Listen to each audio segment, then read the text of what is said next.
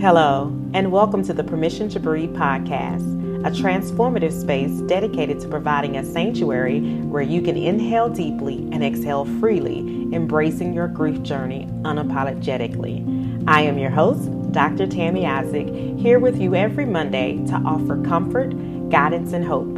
Together we'll navigate this path, finding moments to pause, reflect, and breathe. Let's begin this journey side by side. Are you grieving and feel like you're struggling alone? You don't have to walk this path by yourself. Book a virtual session with Dr. Tammy Isaac at Breathe Grief Counseling Center. Visit us online at www.breathegriefcounselingcenter.com. Dr. Isaac will help you put your emotions into words. She'll help you reduce the feeling of isolation. She'll help you understand that everyone grieves differently, and also help you prevent unhealthy coping mechanisms.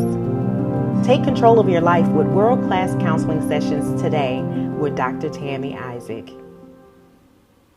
Welcome back to A Seat at the Table, Stories of Mother Grief, a special Mother's Day mini-series of the Permission to Breathe podcast. I'm your host, Dr. Tammy Isaac, and I want to begin this episode by simply saying, this space was created with you in mind.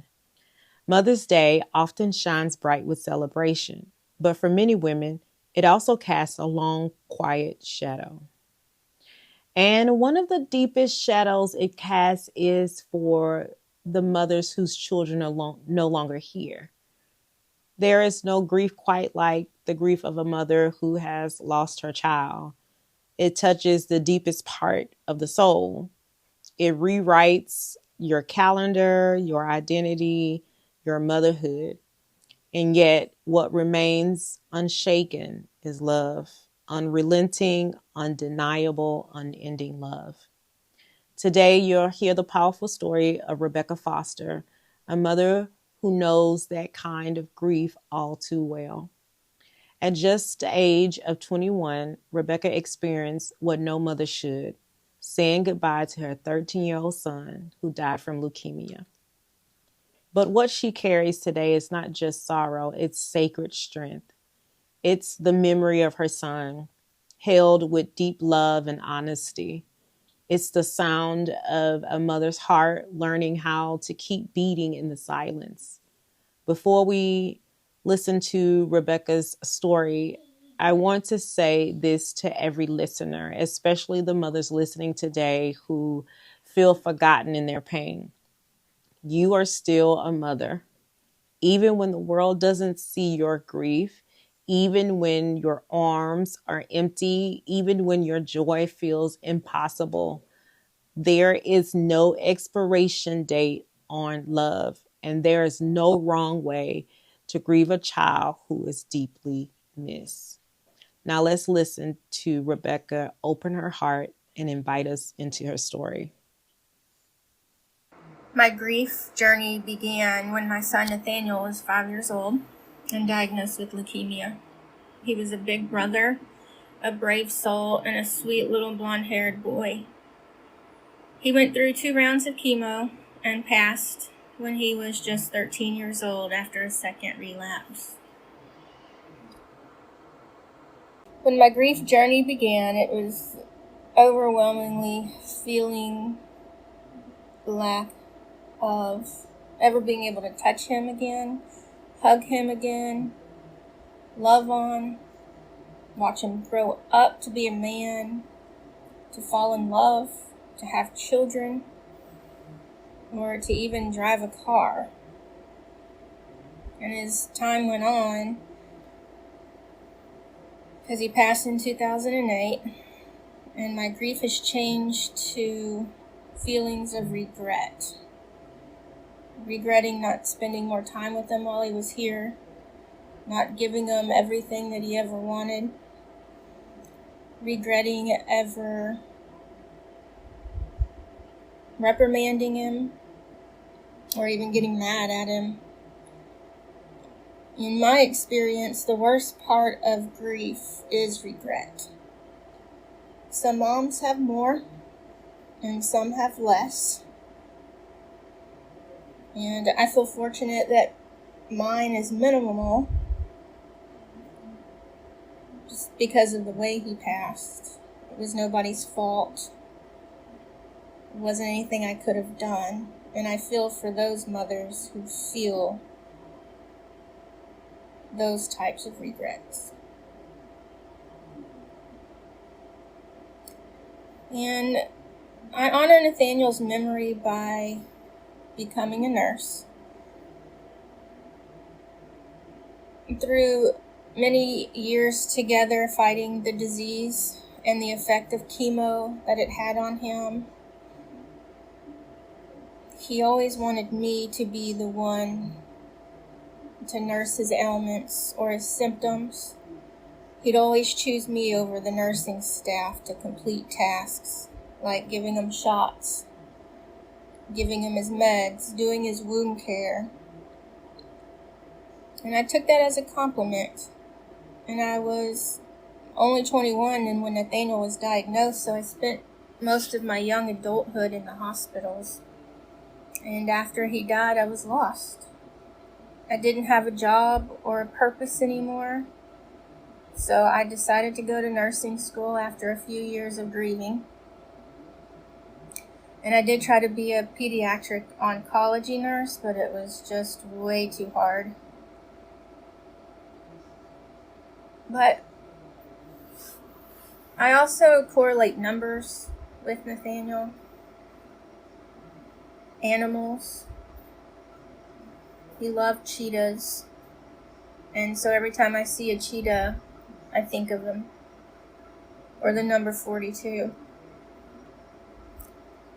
Those take me straight to him in a loving way.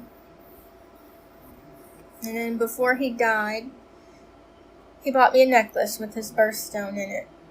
And he gave it to me at his going away party. Because he was 13 and he knew he was going to pass, he had a going away party and was given a shopping spree. And instead of buying himself a bunch of toys that he knew he wasn't going to be able to use, he decided to purchase gifts for the people that would have to live without him. And mine was the necklace. And I wear it every day. And one of my fears is losing it, or that I will die without having it on. And I think the way that I heal is to prevent more regrets. I do that by making sure my family is a healthy unit.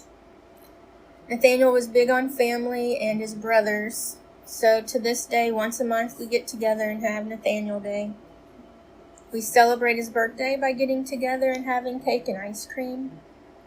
And the one thing that Nathaniel asked us to do before he died, it's the only thing he wanted, was to make sure that he was never forgotten. And so that's my goal, and the one thing I can do is keep that promise. But to other moms out there, I want them to know that they're not alone. Many have come before us, and many will follow. And although we may all have a different path to take, some harder than others, we will have something in common. Our grief will be different, and our hearts will never be full again.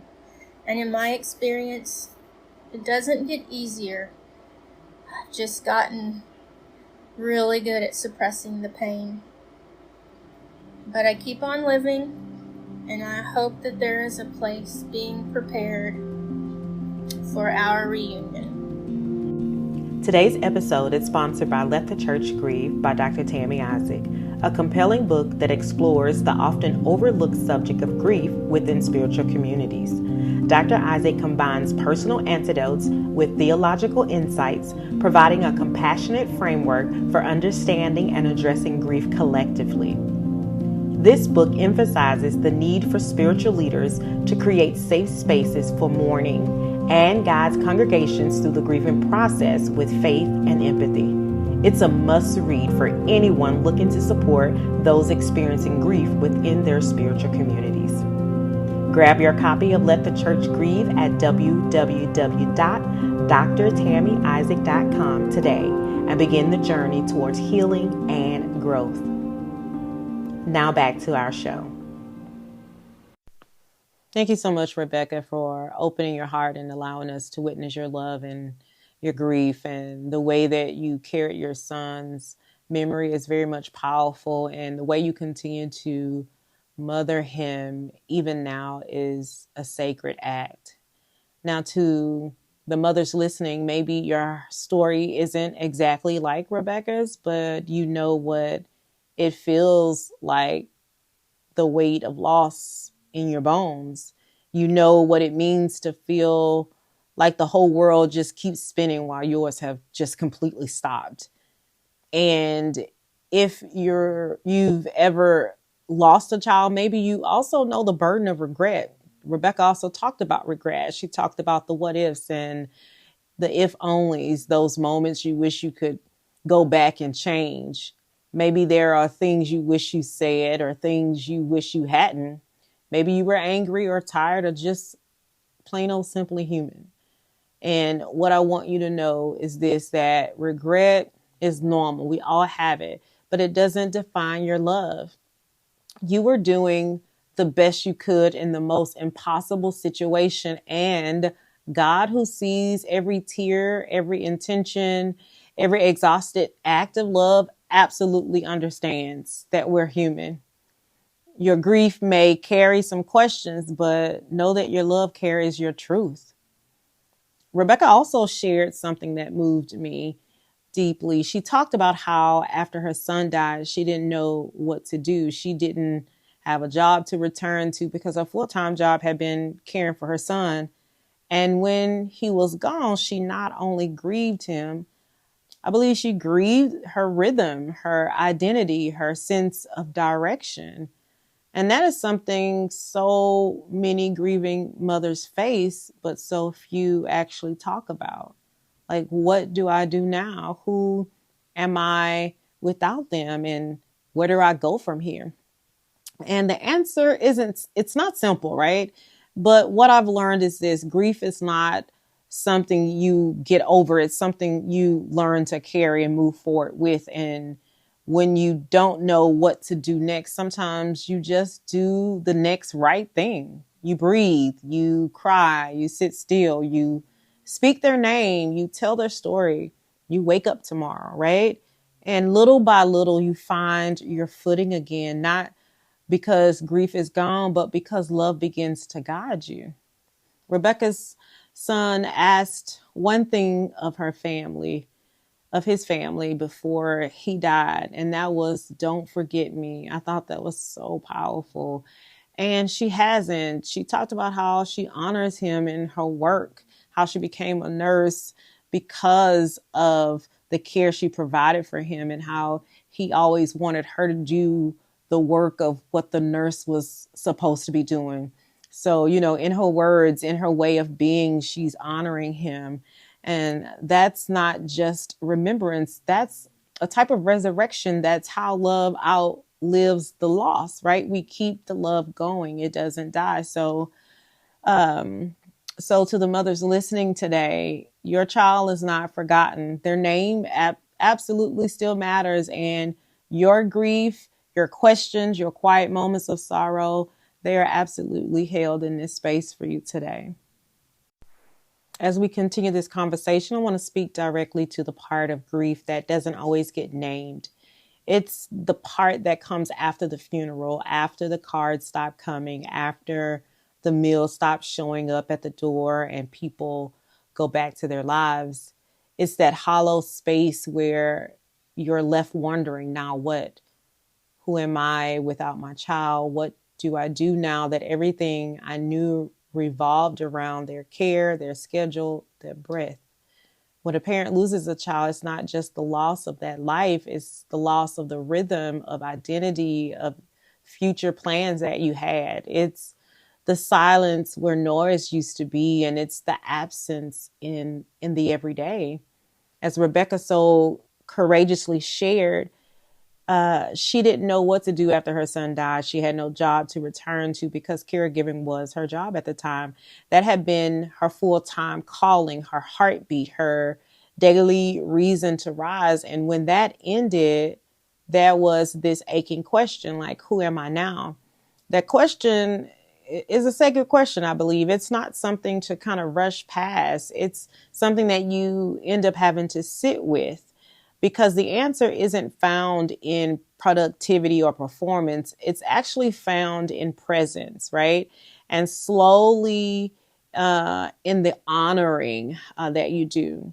Rebecca shared that before her son passed, he asked one simple thing of the family, and that was, don't forget me. And she hasn't. She carries him every day, not in grief alone, but in legacy. She speaks his name. She shares his story. She loves others through the lenses of what she's lost. And that, my friend, is the heart of legacy through living.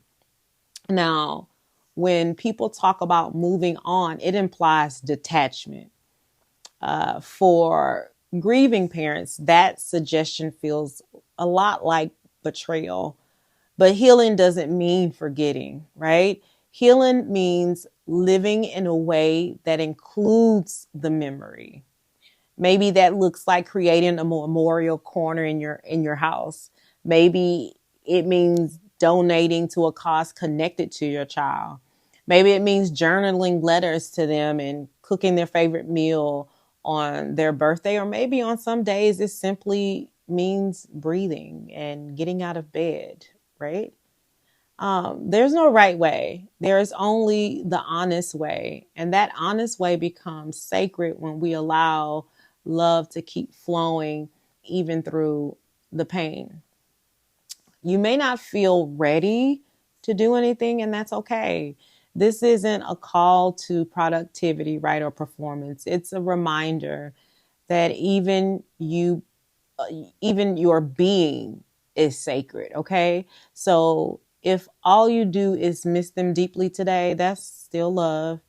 And if all you can manage is to whisper, I remember, that is still legacy, right? Your life, no matter how quiet or broken it feels, um, it's a continuation of the love you had for your child or still have for your child. So I just want to encourage you, find one way, just one, to honor them as you live, because your child deserves to be remembered and you deserve to keep living. Not because it's easy, not because the pain disappears, but because love like theirs was never meant to end. As we begin to draw this episode to a close, I want to take a moment to speak from a place that has held me through every wave of grief, and that is my faith. I believe in a God who doesn't just sit high and look low, but a God who enters into our sorrow, who draws near to the brokenhearted, who, like a mother, gathers us in and says, you don't have to hold all this alone. Scripture tells us in Isaiah 66:13 that as a mother comforts her child, so will I comfort you. What a powerful image. Not just a God of power, but he's a God of presence. Not just one of creator, but also comforter. A God who knows what it's like to weep. A God who didn't stop the crucifixion, but stood near in the darkness of the tomb. And if you are in a tomb of grief today, I want you to know God is still mothering you. He is wrapping you in mercy and holding you in the dark, whispering truth over your regret, your confusion, your longing. Grief can make you feel abandoned, but I promise you, you're not alone. Jesus said in John 14:18, I will not leave you comfortless. I will come to you. Thank you, Lord. And maybe coming to you doesn't look like fixing everything. Maybe it looks like the strength to rise again, the peace to sit still, the presence you feel in the room when you say your child's name out loud. And that is God, and that is grace. So if you are grieving today, if you feel lost, if you don't know how to keep going, I pray you let God mother you. Let him be the lap you lean into, the arms you fall into, the voice that tells you you're not forgotten. I'm still here, and so is your child's love. Thank you for joining me for this powerful episode of A Seat at the Table, Stories of Mother Grief. And a heartfelt thank you to Rebecca Foster for sharing her story, her son, her sorrow, her strength, and her sacred journey of continuing to live and love in the wake of loss. If you are a mother grieving your child, I want you to hear this. You are still a mother. Your child is not forgotten, and neither are you. Grief can be quiet and invisible, but know that it lives in the everyday, in the moments you pause, in the stories you carry, in the way your love continues to stretch beyond time. Please know you don't have to rush your healing. You don't have to have it all figured out. You only have to take the next breath, the next moment, the next small act of remembrance. Your life is part of your child's legacy, and your seat at this table, this sacred, unspoken sisterhood of grief, it is yours forever. In our next episode, we'll sit with a daughter who is grieving the loss of who her mother once was, still alive, but changed after a life-altering accident. We'll talk about ambiguous grief, caregiving, and how to hold space for someone who is physically here, but emotionally or mentally gone. Until then, may you be gentle with yourself. May you honor your heart. And may you never forget there is always a seat here for you. Thank you so much for joining me today on the Permission to Breathe podcast. I hope today created space for you to breathe and find peace on your journey. I invite you to join me again next Monday for another episode as we continue to navigate this path together. Don't forget to like, subscribe, and to share the podcast. Until next time, take care and keep breathing unapologetically.